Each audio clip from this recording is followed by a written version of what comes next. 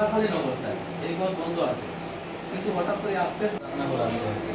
এটা আমি 2025 জানুয়ারি মাসে কিনছি। এটা হচ্ছে একদিন বাদগ্রাম বাসিন্দা একজন মহিলা রিনামালা খান। প্রেমতলা বাজারে আমার দুইটা বিটা আছে, দোকান আর কি, দোকান বিটা প্রেমতলা বাজার পয়েন্টে। এর পেছনে আমার থাকার ঘর, রান্নাঘর আছে। এটা আমি 2025 জানুয়ারিতে ক্রয় করছি।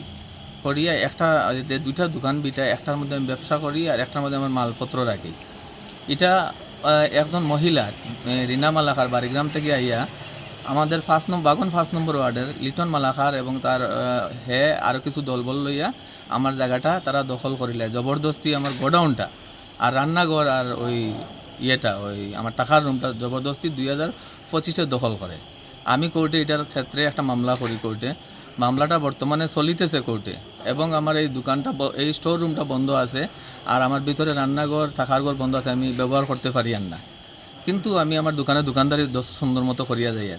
আজকে হঠাৎ করে সকালে গিয়া দেখি ওই বিবাদিনী রিনা মালাকার আর লিটন মালাকারে হঠাৎ করে আমার স্টোর রুম খুলিয়া মালপত্র হয়তো সব সরাইয়া, কোন দিন সরাইছে আমি ঠিক জানি না, আজকে দেখি গিয়ে উপস্থিত যেটা তারা নতুন করে দোকানদারি শুরু করে দিছে এই জায়গাটাতে। এখন আমি আইনের আশ্রয়ে আইছি যে